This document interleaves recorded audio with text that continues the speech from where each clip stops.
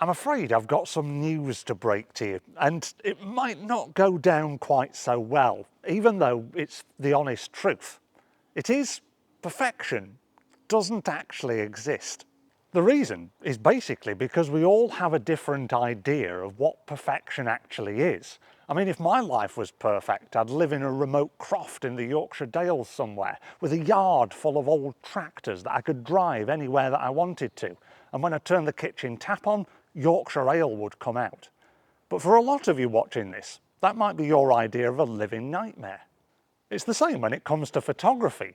Yes, we can use certain composition techniques or camera settings or subject matter, but ultimately the success of our photographs comes down to the people that we put them in front of and how close they are to their individual ideas of what perfection is. So does this mean that we have to neglect everything that we've ever learned about trying to make our photographs perfect and just go back to shooting at things maniacally?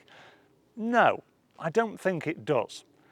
Today I've come to this less than perfect abandoned brickworks to show you how if we can intentionally be imperfect with our photographs, we might be closer to perfection than you might think. First of all, I'd like you to have a look at this photograph by Nan Goldin. It was taken from a series of photographs called The Ballad of Sexual Dependency, which documents the trials and tribulations of relationships. If we tried to make this photograph, in inverted commas, perfect from a technical and visual perspective, we might want to organise the protagonists into a neat little tableau. We'd probably want to tidy everything in the room up so it looks less cluttered. We might want to pay attention to the edges of the frame so there's nothing half in and half out. And we might want to straighten up the horizon line, correct the white balance, and maybe light it in a more subtle way. But if we did all that, the whole meaning and representation that Nan Goldin is trying to inject into this frame would be completely lost. Instead of it being a raw and very real documentation of imperfect relationships, it would become an idealised fairy tale tableau. It's the imperfection of this photograph that gives it its gravitas. So I've got my camera out and I'm going to take you for a look around this abandoned brickworks to see if we can find some photographic opportunities where we go against the idea of perfection, trying to idealise the site, but show it off for its true imperfect reality.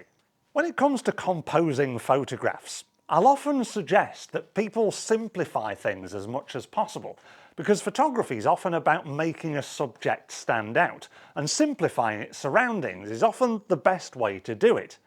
But here, I'm just overwhelmed by the busyness of the decay. I've been drawn into this corner of this tumbled down room here, where we've got the beams coming in and meeting this wall at an angle, and it's framing all of the brambles and the rubbish in the room beyond. And here, I think that I'd like to try and encapsulate this busyness.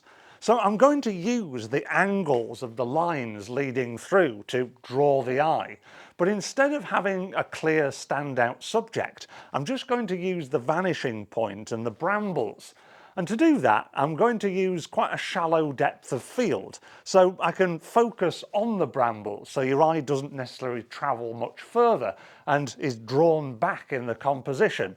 But hopefully what that will have the effect of doing is showing off the busyness and the clutter of this place without being too overwhelming when you look at the picture. I think what also works quite nicely with this shot is it's almost got a natural vignette, how the light is coming in from the holes in the roof and illuminating the brambles, whereas we're surrounded by the shade of the roof that's still hanging on. And I think this also helps to channel your view through towards the brambles. Yeah, I like it. Another thing to think about when we're trying to make perfect photographs is where we focus. Often the best place to focus is on your subject because you want the thing in focus to draw people's eye. And ideally we don't want anything getting in the way of that. But here I think I'm going to break this rule because I found this wonderful rusting old cabinet with some graffiti on it, with this birch tree that's grown up in front of it. And I really quite like that juxtaposition between the old decaying human-made structure and this natural element that's reclaiming the site. So my intention here is to, yes, focus on the cabinet, but have some of these branches of the birch tree out of focus in front of it. So it's sort of obscuring your view, adding an extra little layer to the photograph and showing off the imperfection of the subject matter and the location that I'm photographing today.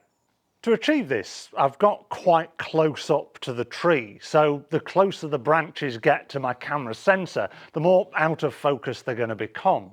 And I've tried to frame the shot up so the door fits neatly in the left-hand side, and we've got this view through the leaves at the top and bottom to the cabinet itself. So there is still some order to this photograph. I'm just injecting some of those imperfections to chime in with what I'm photographing and the mood that I want to create. If we're trying to be perfect, then another thing that we should avoid is having two things in our frame that draw the eye in equal measure. It can often pull the eye in two different directions and stop us from settling on one thing or the other. But here, I've found this wonderful fluffy stuff. It's probably asbestos. I'm probably going to die later on today. But I like the way that it's hanging down. But we've also got this vanishing point of the black hole of the building behind and the doorway. And I quite like the way that these offset each other. The sort of fluffy textures of this stuff hanging down and the gritty nature of what might be beyond in the darkness. So here again, I'm going to use a shallow depth of field and focus on the fluffy stuff, but I'm also going to have the hole in the background out of focus. So hopefully your eye will be drawn up towards the fluffy stuff and then down towards the black hole in the distance, creating that juxtaposition once again, but also still an element of balance. Another thing that we should always remember to do is to make sure that our viewers' eyes are being led in exactly the right direction, which usually comes down to leading lines, vanishing points, and making sure the edges of our frame are free of clutter so it doesn't lead our eye out. But here, I'm going to break that rule again. I quite like this window here with the brambles branching out through it, and then the doorway here to pretty much nowhere. I quite like the graffiti as well around the edges, which adds that gritty feel. But what I'm going to do is I'm going to crop off half of the window and crop off half of the door. So effectively in this photograph, this wall behind me becomes the subject, even though in this photograph I technically don't want it to be. I want it to be the fact that we are splitting that window and the doorway.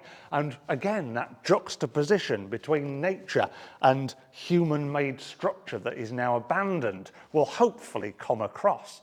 I've decided to take this photograph from a straight-on angle because I think any side angle would lead the eye in the wrong direction. Because we've got these pockets of light and greenery, I think they're more important to lead the eye than any kind of structure within the frame. And by cutting off the doorway, I need to balance either side of the photograph, so at least your eye settles within the frame and gets drawn in by the story rather than the juxtaposition of the composition itself. Being intentionally imperfect can be quite a difficult thing to achieve, but I think the trick comes within the balance of your composition. If the thing that you're photographing is quite chaotic, like this abandoned brickworks, then just adding nods in your photographs to those traditional things that create balance within photographs, like leading lines, like vanishing points, like shallow depths of field to stop your eye disappearing too far, like, dare I say it, the rule of thirds, can just add that little bit of order within the chaos that you're photographing. Just like in life, in photography, we can strive for perfection as much as we want to do. But at the end of the day, we're never going to achieve it because everybody's idea of what perfect is different. So if life isn't perfect, our photographs don't have to be either.